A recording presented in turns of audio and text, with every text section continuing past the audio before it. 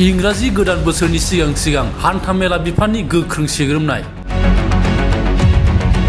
क'क्राझार जिल्लानि सिङाव थानाय गंफ्रोमबो आउटपोस्टनि गुबुन गुबुन जायगाफोराव क'क्राझार हान्थामेला बिफाना गोख्रों सिग्रोमनाय हाबाफारि लादों।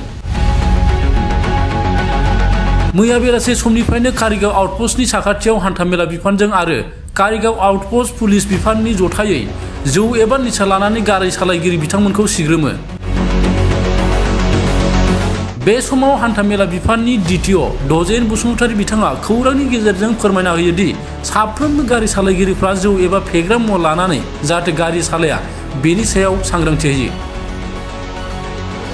नंगौ, जों बे चेकिंखौ पुरा जरदार खालामगासिनो दङ आरो बांसिन जरदार जाबावगोन। माने दाथ' गोजां बोथोर फैबाय नालाय आरो बे समाव मानसिफ्रा गोबां माने पिकनिक जाहैनाय रंजानाय बेबादि माने खालामनायखौ जों नुनो मोनो आरो बेनि जाउनाव एखमबा जाब्रबथाय जानानै अबथिरा जिउ गोमानाय जों बेखौ नुनो मोनो।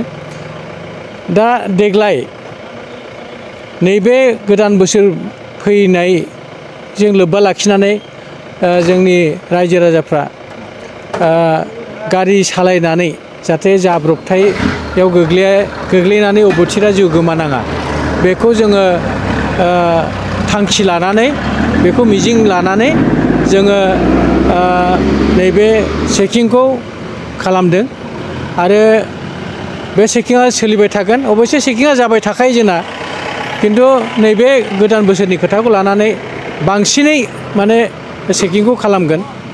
दा बाथ्राया ओरैहाय पुरा क'क्राझार जिल्ला, नैबे क'क्राझार टाउनल' नङा, कारिगावल' नङा, जों दा कारिगावआव दङ। क'क्राझार जिल्लानि जेसेबां खना खनला जायगा दङ जोङो पुलिस बिफान, जिल्ला बेंगिरि जथायै नैबे चेकिं हाबाफारिखौ आखायाव लादों।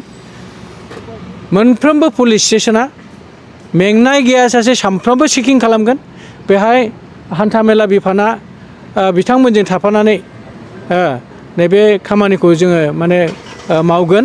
बेहाय मोनसे प्लेनलि माने खावलायनाय थागोन रायजो राजाफोरनिसिम जे बिथांमोनहा खमसे खम गावनि जिउनि रैखाथिखौ जाहाथे थिग लाखियो, न'खरनि मानसिनि खोथाखौ साननानै, गावनि बिसि फिसानि खोथाखौ साननानै, गावनि गथ' गथायफोरनि खोथाखौ साननानै, गावनि बिमा बिफानि खोथा साननानै जाहाथे गावनि रैखाथिखौ गोसोआव लाखिनानैसो जाहाथे गारि सालायो बेखौ गोसो सिंनिफ्राय जों खावलायहरो। जुमाय लोंनानै गारि सालायनायावनो बांसिन जाब्रबथाय जायो, जों बेखौ नुनो मोन्दों। दा बेनि थाखायनो जों नैबे चेकिंआव सानफ्रामबो माने जुमाय लोंनायखौ चेक खालामग्रा मेसिन लाफाबाय थाखायो। मोनफ्रोमबो पुलिस स्टेशनाव दङ बियो। जोंनि ट्रान्सपर्ट माने हान्थामेला बिफाना चेकिं खालामबाथ' थाखाथारो बियो। आरो बेहाय जुदि डिटेक्ट जायोब्ला, जुमाय लोंनानै गारि सालायनाया जुदि फोरमान जायोब्ला बेखौ नियम बादियै एक्सना लानाय जाखाथारगोन। ओरैनोथ' 10,000 फाइना दंखाथारो। बेजों लोगोसे बिनि लाइसेन्सआ एकदम माने खुनु भुल गैया, बेवहाय खुनु दस्रा खोथा गैया। लाइसेन्सआ बेना माने फार्स्टआव सासपेन्ड जागोन, बेनि उनाव केन्सेलबो जानो हागौ।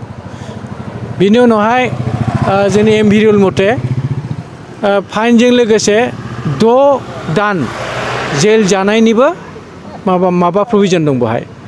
दा बेसेबां माबानो जों माने जुमाय लोङा जासे गारि सालायबानो जाबाय, जुमाय लोंनानै गारि सालायबानो जाबाय। आरो मोनसे बिराद गोनां खावलायनाय दं। खावलायनाया जाहैबाय दाथ' पिकनिक जाहैनाय बोथोर। पिकनिक जाखांनानै जुमाय लोंनानै जाहाथे गारि दा सालायबोथों। आरो मटर साइकेल सालायनानै जाब्रबथाय जायोब्ला सालायग्रा ओमफ्राय खिबु उनाव गाखोग्रा सानै मानसिया माने माबा खहा जानो हागौ। नाथाय गारि गिदिर साखा खबब्रै बा बेबादि मिनि बास बा बास गिदिर बेफोरबादि गारिखौ सालायग्राया जुदि जुमाय लोङोब्ला बे गारियावथ' बिराद बुरजा मानसि गाखोनानै थायोना, थ' जाब्रबथाय जायोब्ला सासे जुमाय लोंग्रानि थाखायनो बेसेबां बुरजा मानसिनि जिउआ माने खहा जानो हागौ। बे बेलायाव खावलायनाया नैबादि थाहैबाय जे जाय बिथांमोनहा गारिखौ भारा लांदों बा सालायलांहोदों ड्राइभारा जाहाथे जुमाय दा लोंथारथों पिकनिकआव थांग्राफ्रा जेसेबां लोङो लोंथों हाद्रि माने खुलायजासे दुद्रुलायजासे लोंथों जोंहा बुंनो गोनां गैया माथ्र सालायग्रायाल' दा लोंथारथों आरो बेखौ नायबाय थानांगौ खायफा ड्राइभारा मा खालामो बबावबा खनायाव थाखुमानानै लाखुमानानै स्रोद लोंग्रा दं पिकनिक स्पट सामलायगिरिफोरनिसिम माबाफोर दा बेखौनो आं बुंनो नागिरदों जे बे लाखुमानानै स्रोद लोंखोमानानै सोरबा ड्राइभारा माने गारि सालायनो नागिरदों नामा बेखौ नैबे भारा लांग्राफ्राबो बेखौ दिथो होनांगौ जाहाथे ड्राइभारा